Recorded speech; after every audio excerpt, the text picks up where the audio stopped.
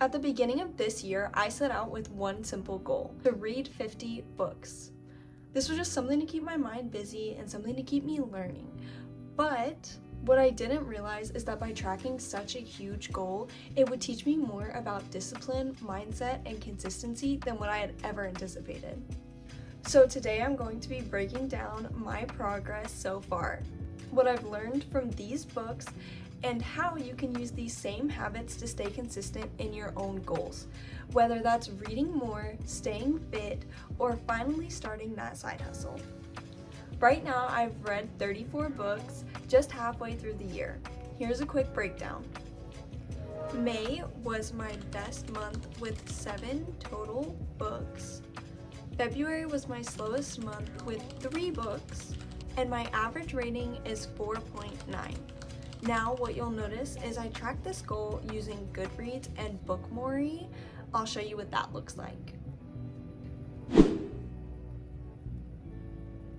What's wild is the books that I picked up this year actually didn't entertain me in the way I thought they did. They showed me more about consistency and progress than what I originally had expected. Atomic Habits has taught me one thing: small habits do matter. And I want to read you this. You don't rise to your goals, you fall to the level of your systems. And I want to use me as an example. So at the beginning of this year, I was only reading when I felt like it, which is why in February I only saw around 3 books a month, whereas now I'm reading 50 pages a day, and I saw upwards of 6 books last month and 7 the month before that. Action crushes doubt.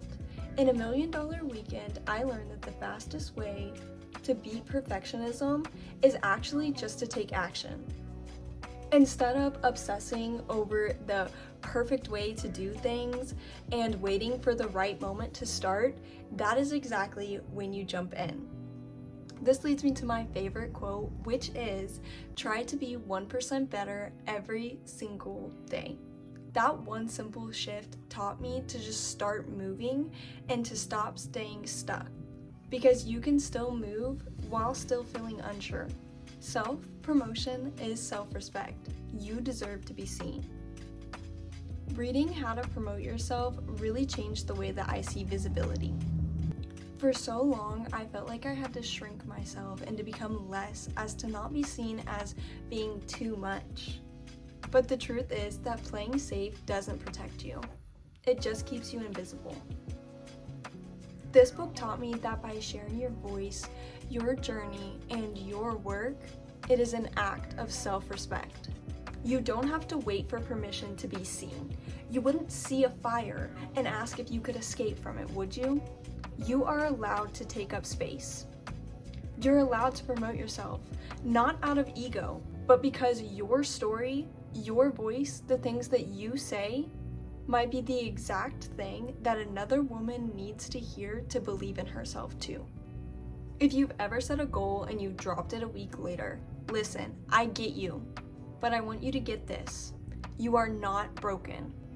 You just need the right system to believe that you are worthy of the life that you are creating.